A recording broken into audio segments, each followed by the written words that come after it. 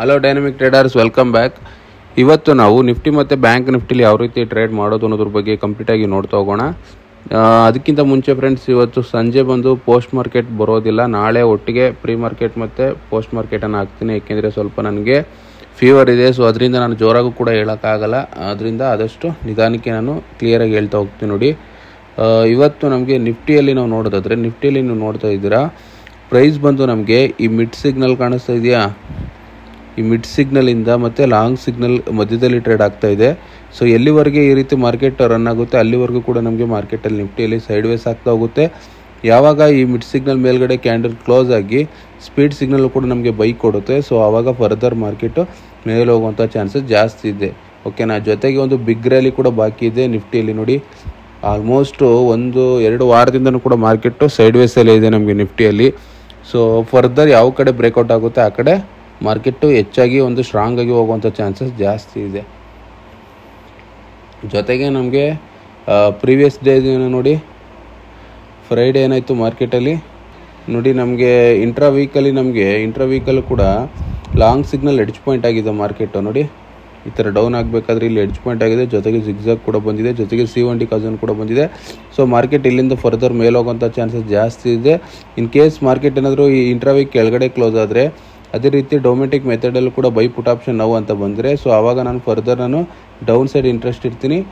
ಅಲ್ಲಿವರೆಗೂ ಕೂಡ ನಾನು ಮಾರ್ಕೆಟ್ ಬುಲ್ಲಿಶ್ ಕಡೆನೇ ಹೋಗುವಂಥ ಚಾನ್ಸಸ್ ಜಾಸ್ತಿ ಇದೆ. ಓಕೆ, ಈ ಇಂಟ್ರಾವೀಕ್ ಸೆಲ್ ಕೊಡೋವರೆಗೂ ಕೂಡ ಹಂಗೆ, ಇದು ID3 ಸೆಲ್ ಕೊಡೋವರೆಗೂ ಕೂಡ ನಾವು ಡೌನ್ ಕಡೆ ನಾವು ಇಂಟ್ರೆಸ್ಟ್ ಇಲ್ಲ. ಇನ್ ಕೇಸ್ ಅದು ID3ಯಲ್ಲಿ ಮತ್ತು ಇಂಟ್ರಾವೀಕಲ್ಲೂ ಕೂಡ ಸೆಲ್ ಕೊಟ್ಟರೆ, ಮಾರ್ಕೆಟ್ ಡೌನ್ ಬರುವಾಗ ಯಾವುದೇ ಡೈನಮಿಕ್ ಆಪ್ಷನ್ ಏನಾದರೂ ಬಾಟಮಲ್ಲಿ ಬಂದಾಗ ನಾನು ಎಕ್ಸಿಟ್ ಆಗ್ತೀನಿ ಪುಟ್ ಆಪ್ಷನ್ನ ಜೊತೆಗೆ, ಆವಾಗ ಕಾಲ್ ಆಪ್ಷನ್ನ ಬೈ ಮಾಡ್ತೀನಿ.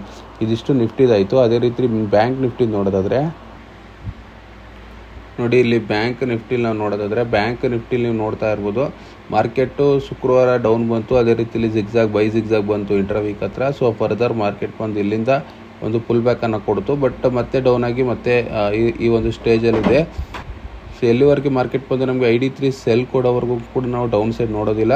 ಇನ್ ಕೇಸ್ ಸೆಲ್ ಕೊಟ್ಟರು ಕೂಡ ನಾವು ಎಲ್ಲಿವರೆಗೆ ಟ್ರೇಡ್ ಮಾಡ್ತೀವಿ ಅಂದರೆ, ಈ ಇಂಟ್ರಾ ವೀಕ್ ಲಾಂಗ್ ಸಿಗ್ನಲ್ವರೆಗೆ. ಓಕೆ, ಲಾಂಗ್ ಸಿಗ್ನಲ್ ಸೆಲ್ ಕೊಟ್ಟರೆ ಫರ್ದರ್ ನಾವು ಪುಟ್ ಆಪ್ಷನ್ ಕಡೆ ನೋಡ್ತೀವಿ.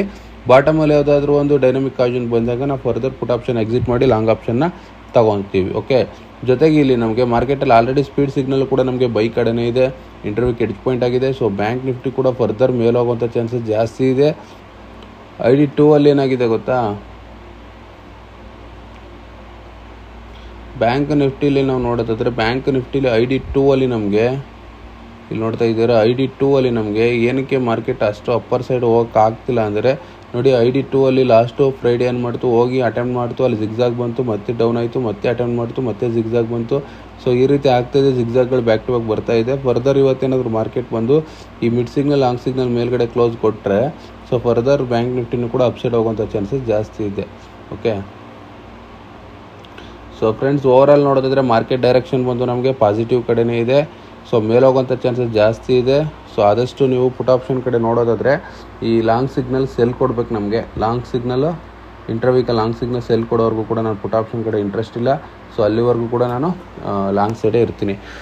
ಇದಿಷ್ಟು ಇವತ್ತಿನ ಪ್ರೀ ಮಾರ್ಕೆಟ್ ಸೆಷನ್ ಆಗಿರುತ್ತೆ ಫ್ರೆಂಡ್ಸ್. ಸಂಜೆ ಪೋಸ್ಟ್ ಮಾರ್ಕೆಟ್ ಅನಾಲಿಸಿಸಲ್ಲಿ ಬರೋಕ್ಕಾಗಲ್ಲ. ನಾಳೆ ಪೋಸ್ಟ್ ಮಾರ್ಕೆಟ್ ಮತ್ತು ಪ್ರೀ ಮಾರ್ಕೆಟ್ ಎರಡನ್ನೂ ಕೂಡ ಮಾಡ್ತೀನಿ. ಐ ಹೋಪ್ ನಿಮಗೆ ಈ ಒಂದು ವಿಡಿಯೋ ಇಷ್ಟ ಆಗಿದೆ ಅಂತ ಅನ್ಕೊತೀನಿ. ಇಷ್ಟ ಆಗಿದ್ದ ವಿಡಿಯೋಗೆ ಲೈಕ್ ಮಾಡಿ, ಹಾಗೂ ನೀವು ನಮ್ಮ ಚಾನಲ್ ಸಬ್ಸ್ಕ್ರೈಬ್ ಮಾಡ್ಕೊಂಡಿಲ್ಲ ಅಂದರೆ ಸಬ್ಸ್ಕ್ರೈಬ್ ಮಾಡ್ಕೊಳ್ಳಿ. Thank you for watching.